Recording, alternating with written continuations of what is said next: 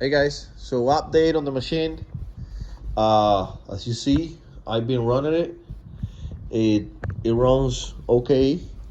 I had to scrap two parts. Uh, this one they really close to what I need.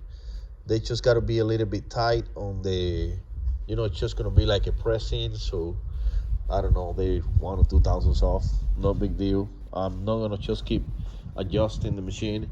I went ahead and changed my stepper a little bit from, if you remember, 50 5299 to 5300 here on all my axes. That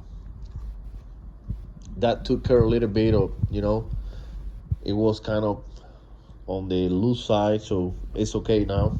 That's not even much. That's like, what, a tenth, I believe? 2/10 of a thousand. Yes, that's 2/10 of a thousand. What I changed over there, if I'm not mistaken. Anyway, I'm gonna run another two, but I wanted to show you something I did on the coolant tank. So the coolant tank, it has this tray on the front of it. Let me pull that thing a little bit. I'm gonna make a mess. It's got this front tray or whatever. So what I did, I cut it and welded a mesh over there. It's a steel, mesh or screen or whatever you call it. So that way, I'm gonna, my small chips, they're gonna stay here because for some reason, and I don't know why,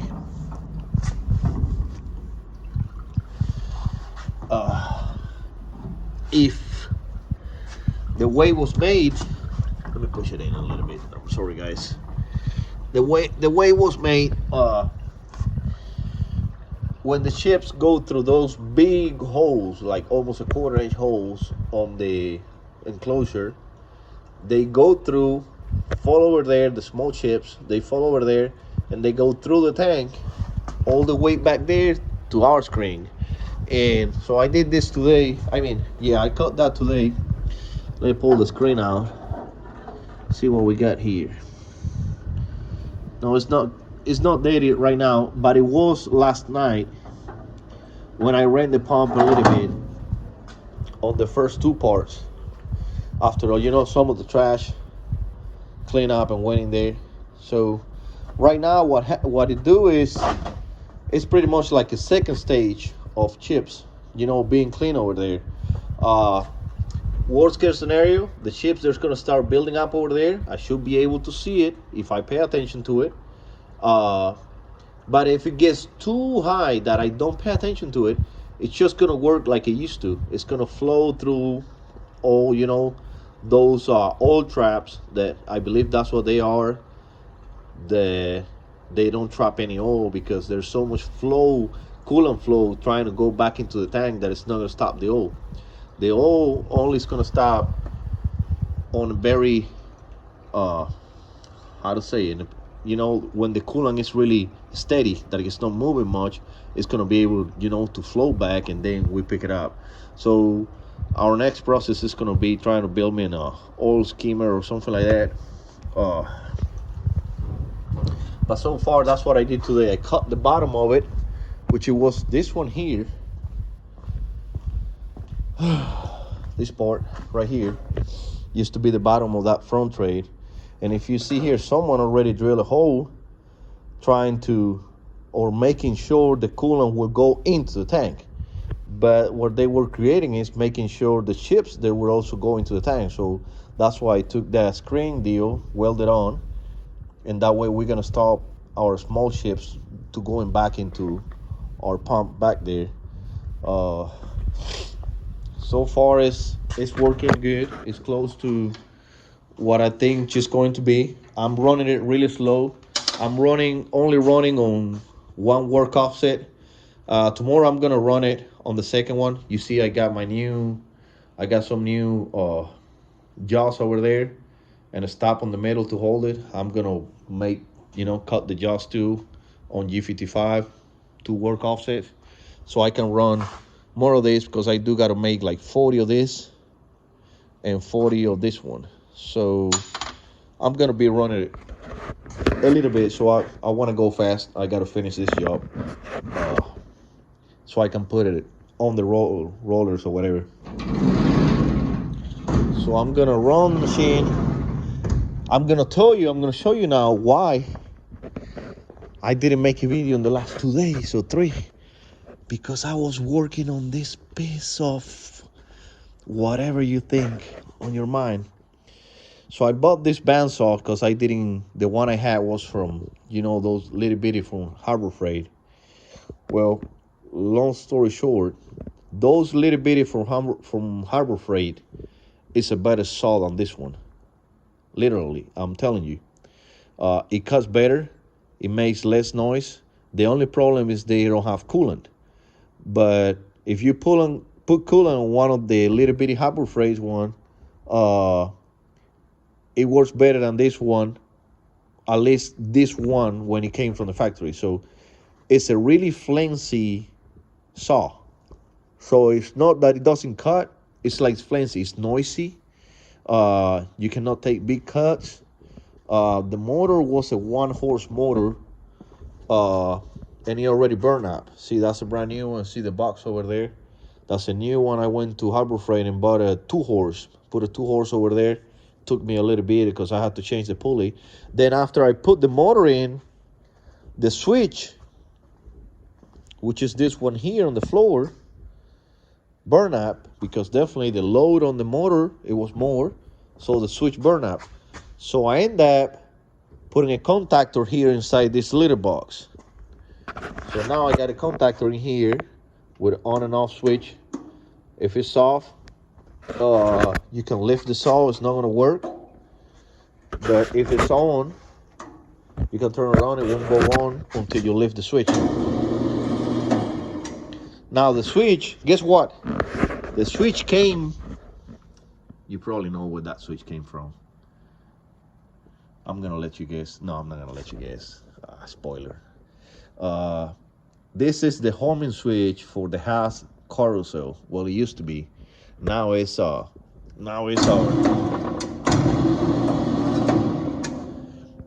switch for the bandsaw. So you see this, that it looks like a table. I'm using it like a table. It's got two purposes. This thing right here is, I believe it's like 1/8 of an inch. It's really flimsy, so flimsy that when you tight the vices, it would just warp and get all kind of shapes. So I went ahead and welded this on, using it like a table, and welded this one on the top and bolted down here, so I can create some rigidity on it. And actually it's doing pretty good. It's doing a lot better. I have to put this brace on here too. This is not for looks or nothing. It's because it's flimsy. You can see when you tight the blade, you can feel how flimsy this is, that this will go up and down and it will just shake crazy. So I put that brace over there, welded that, square tubing, 1.5 inch square tubing or whatever, welded on, so it will take away some of that flimsy stuff or whatever that it had going on. It's doing better, but this took me 2 days trying to figure out everything, because first the motor burned, then I did the braces, and then whatever looking table deal is, and then today when I was ready to start to keep cutting aluminum right there stock, the switch burned up, and I have to spend another 2 hours making that setup over there. But that was on the bandsaw. And on the machine, she's running okay. Let me run these other ones.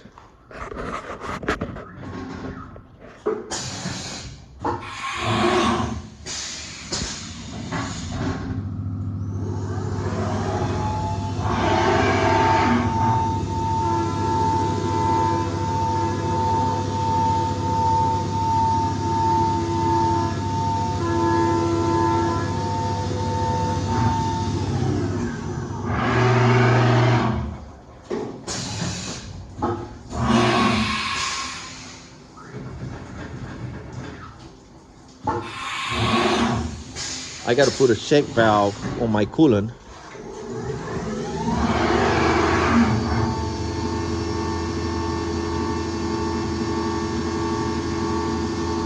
That's plunging on an Aspirol at 50,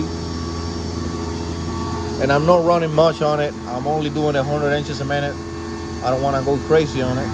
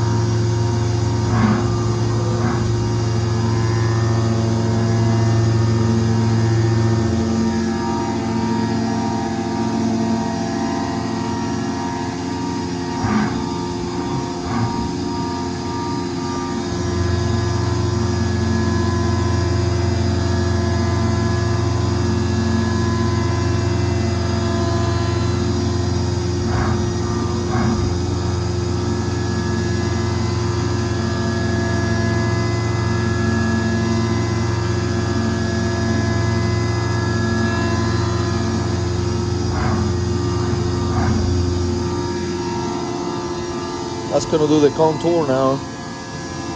But I'm gonna stop you right here. Just working and building parts on it now. So, alright guys, thank you so much for watching. I'll see you in the next one. I hope you like the build and enjoy it. Bye.